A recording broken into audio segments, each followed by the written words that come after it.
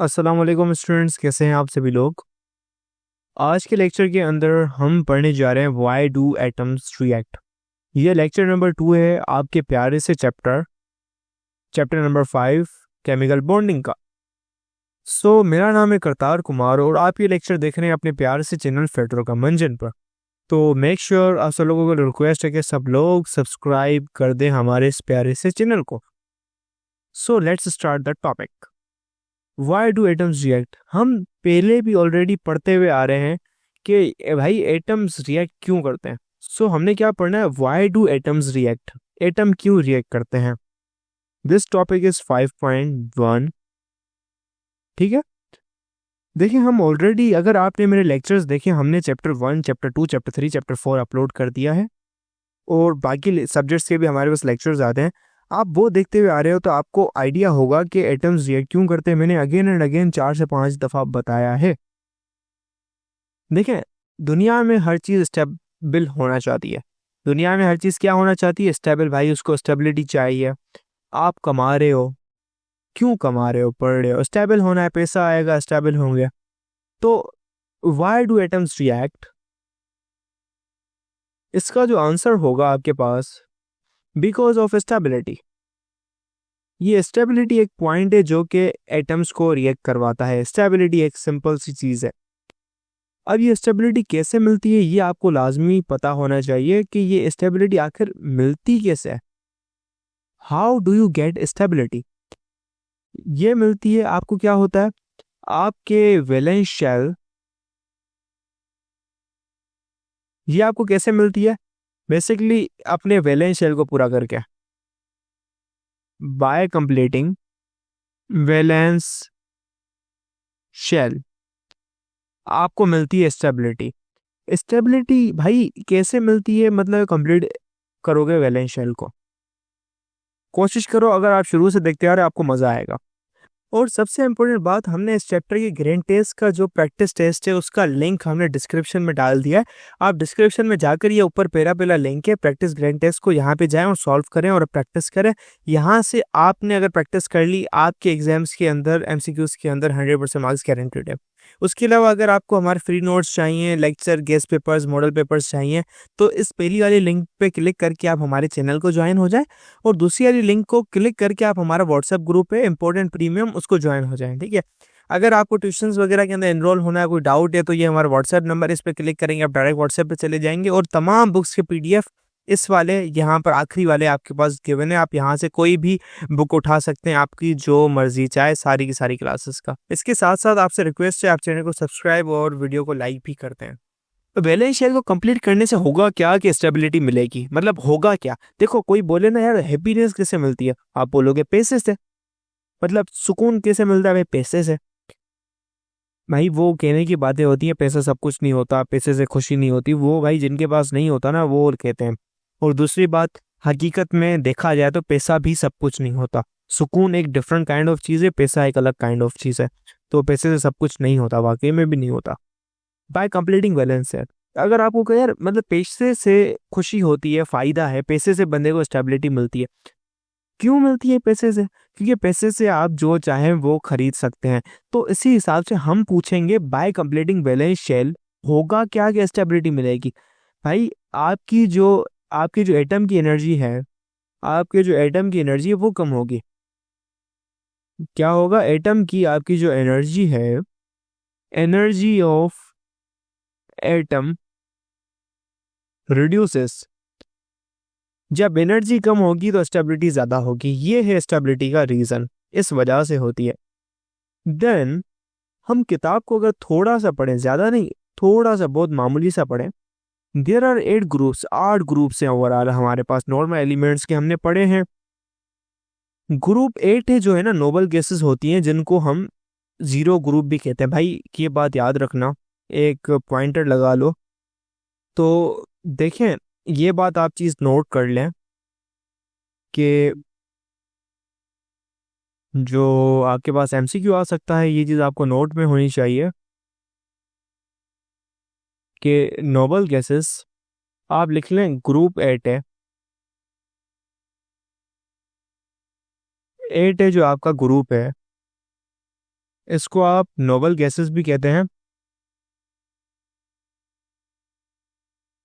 और zero gases भी कहते हैं, क्योंकि इनकी जो वैलेंसी होती है वो ज़ीरो होती है।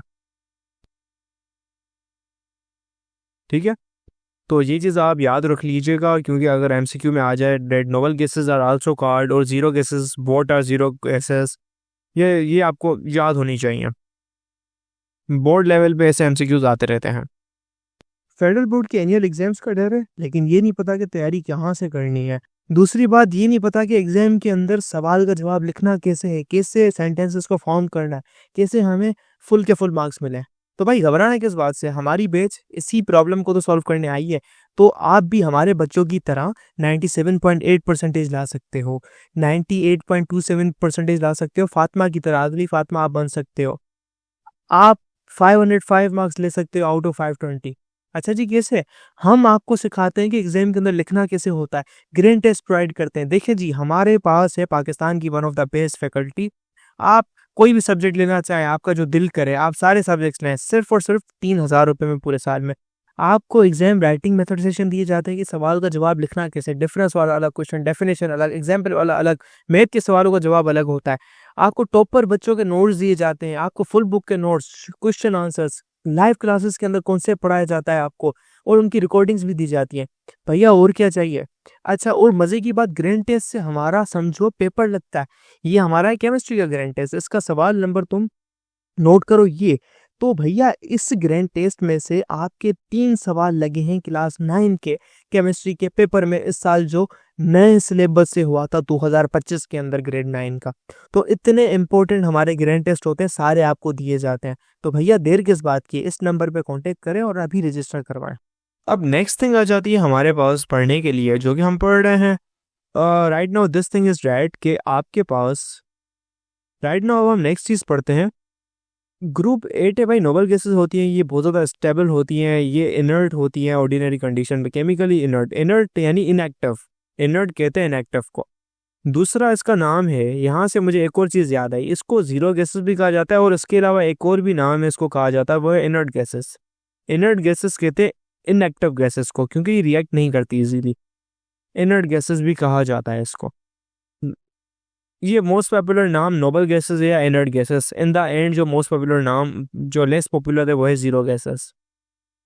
Then they exist in atomic form. Basically ये मॉलिक्यूल्स नहीं बनाती, ये एटॉमिक फॉर्म के अंदर एग्जिस्ट करती हैं अकेले, ठीक है, जो कि एटमॉस्फेयर के अंदर होती है, यानी ये एटम की फॉर्म के अंदर होती है, ये रिएक्ट नहीं करती। ऑक्सीजन है ना, ऑक्सीजन O2 की तरह एग्जिस्ट करती है डायटोमिक फॉर्म के अंदर, ये एज एटम एग्जिस्ट करती हैं।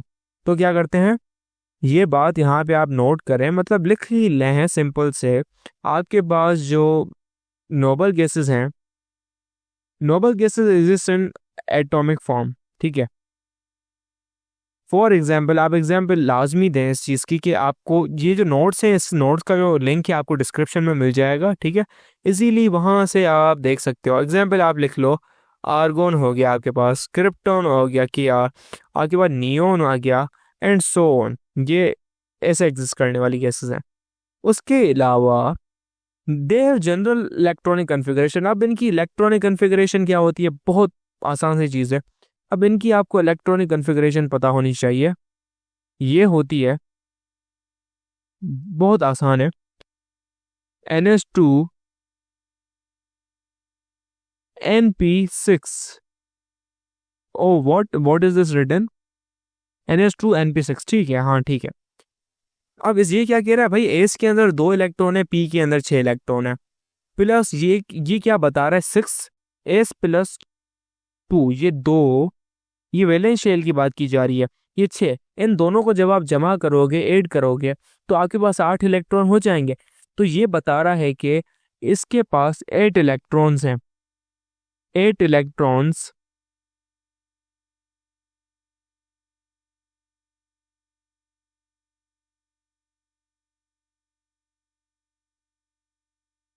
इन वैलेंस शेल, सिंपल सी ये बात बताई जा रही है।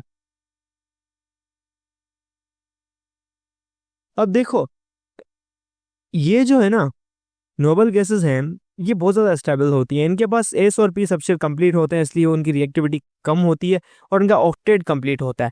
तो ये किसी भी रिएक्शन के अंदर पार्टिसिपेट नहीं करती, केमिकली इनएक्टिव होती हैं, इसलिए इसको इनर्ट गैसेस कहा जाता है। जैसे मैंने आपको लिखवा दिया है नोट्स के अंदर, इनके पास 8 इलेक्ट्रॉन्स होते हैं इनके वैलेंस शेल के अंदर, 8 इलेक्ट्रॉन्स होते हैं।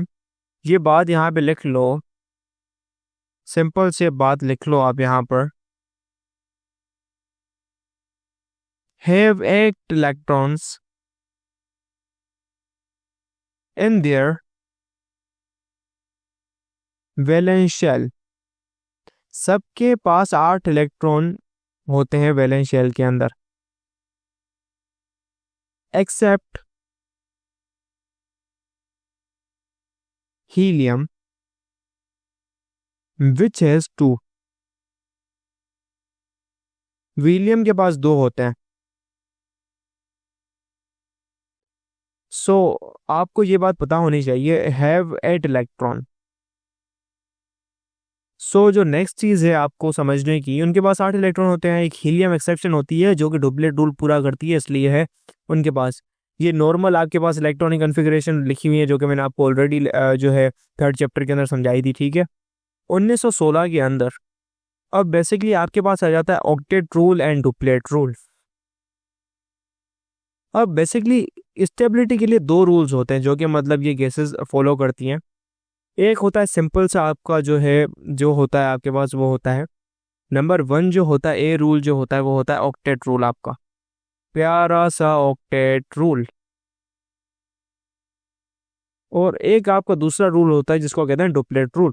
ऑक्टेट रूल ये कहता है आपके पास कि जो है 8 इलेक्ट्रॉन होने चाहिए, ठीक है, कि भाई वो एटम स्टेबल होगा। भाई स्टेबिलिटी कहाँ पर होगा, स्टेबिलिटी कैसे होगी, स्टेबिलिटी कहाँ होगी, स्टेबिलिटी वहां होगी where octet is complete, where where are eight electrons in valence shell. तो भाई स्टेबिलिटी कहाँ होगी, जहां पर 8 इलेक्ट्रॉन्स होंगे वैलेंस शेल के अंदर, ठीक है। Stability is where there are 8 electrons in their valence shell.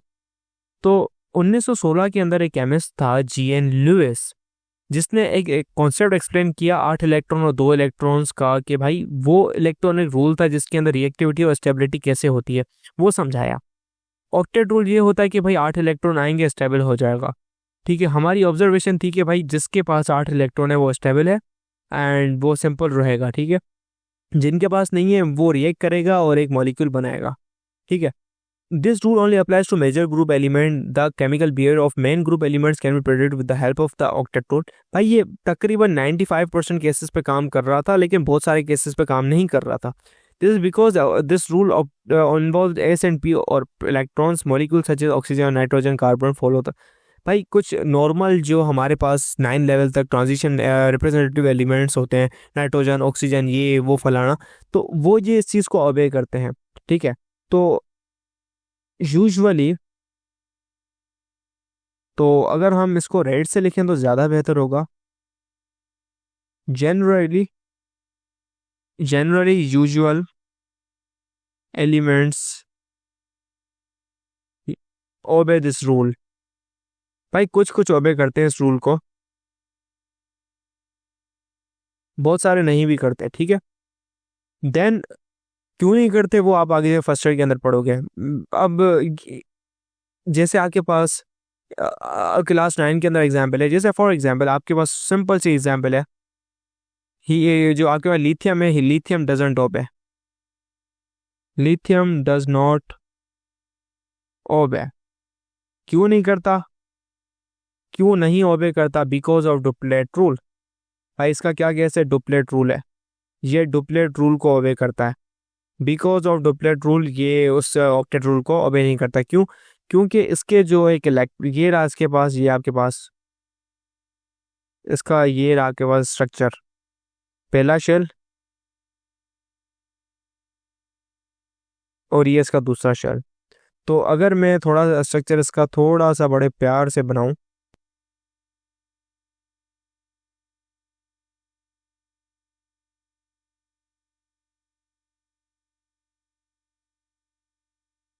ये एक इलेक्ट्रॉन, ये दूसरा इलेक्ट्रॉन, ठीक है, ये +3 चार्ज इसके न्यूक्लियस के ऊपर और ये एक इलेक्ट्रॉन।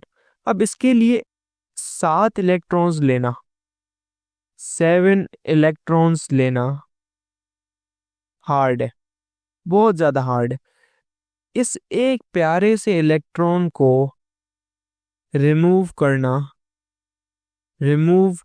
आसान है, रिमूव करना आसान है। तो ये क्या करेगा, इसको रिमूव कर देगा। अब जब ये रिमूव करेगा तब स्टेबल हो जाएगा, तो इसके पास इन द एंड कितने बचेंगे इलेक्ट्रॉन, ये 2 इलेक्ट्रॉन बचेंगे। That's why it follows duplet rule.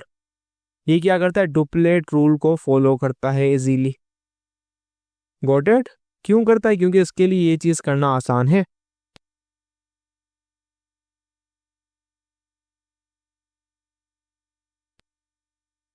अब ये यहाँ पे दो चीज़ें हैं कि भाई आपके पास इलेक्ट्रॉन को स्टेबल करना है, उनकी क्या होगी कन्फिगरेशन। मैंने आपको बताया NS2 बन जाएगी और NP6 बन जाएगी स्टेबल इलेक्ट्रॉनिक कन्फिगरेशन के लिए, ठीक है।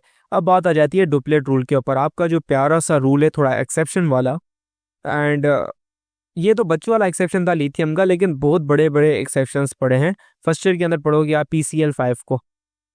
PCl5 को भी पढ़ोगे आप।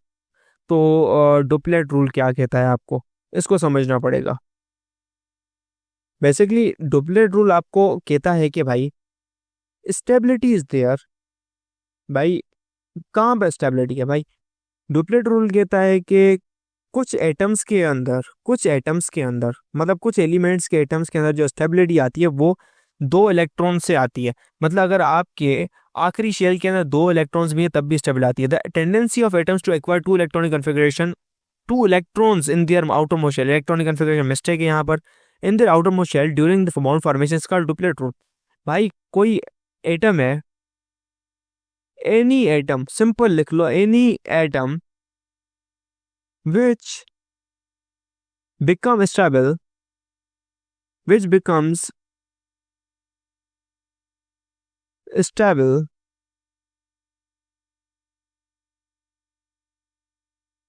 after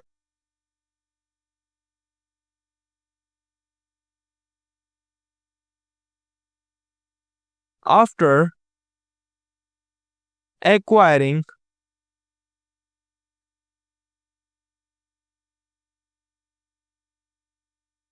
helium's large shell configuration।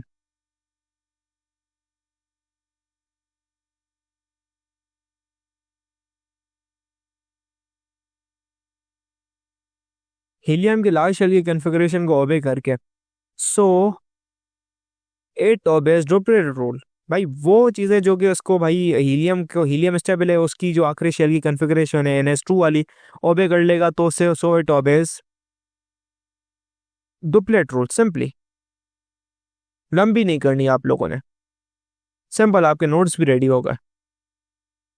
Duplet rule ये था। फॉर एग्जांपल लिथियम है, लिथियम क्या करेगा, या बेरिलियम है, वो 2 इलेक्ट्रॉन छोड़ेगा, हीलियम लिथियम 2 छोड़ेगा। अब हीलियम जो है, हीलियम के पास कितने हैं, 2 इलेक्ट्रॉन है अपने आउटर मोस्ट शेल के। इट इज केमिकली इनर्ट, ये अनरिएक्टिव है, ठीक है। सो वो एलिमेंट जो कि इसके करीब हैं, जैसे लिथियम हो गया, बेरिलियम हो गया, बोरोन हो गया, ये कोशिश करेंगे कि भाई इसकी कन्फिगरेशन ले लें और 2 इलेक्ट्रॉन अचीव कर लें और स्टेबल हो जाए। बेसिकली डुप्लेट रूल या ऑक्टेट रूल नहीं है। सबसे ज़्यादा जो इम्पोर्टेंट चीज़ है ना, जो इम्पोर्टेंट चीज़ है, सबसे ज़्यादा मोस्ट इम्पोर्टेंट चीज़ है यहाँ पे, इनके लिए ऑक्टेट या डुप्लेट रूल पूरी करना नहीं है। जो इम्पोर्टेंट है ना, वो है अपनी एनर्जी कम करना। इम्पोर्टेंट है एनर्जी कम करना। अब ये जैसे भी एनर्जी कम करें, लेकिन एनर्जी कम करना इंपॉर्टेंट है। जिस तरीके से भी एनर्जी कम होगी इलेक्ट्रॉन को लेके या देके, जिस तरीके कार से भी, वो वाला तरीका अपनाएंगे एंड उस तरीके से वो जो है रिएक्ट करेंगे। अब जो जनरली चीज़ें हैं वो इस तरीके से रिएक्ट करती हैं, वो 8 इलेक्ट्रॉन लेके स्टेबल हो जाती हैं। तो आपको लगता है ये ऑक्टेट रूल है, लेकिन फर्स्ट ईयर के अंदर आप डिटेल के अंदर पढ़ेंगे ये चीज़ें ऐसे काम नहीं करती। तो उम्मीद है आपको ये कॉन्सेप्ट समझ आ गया होगा।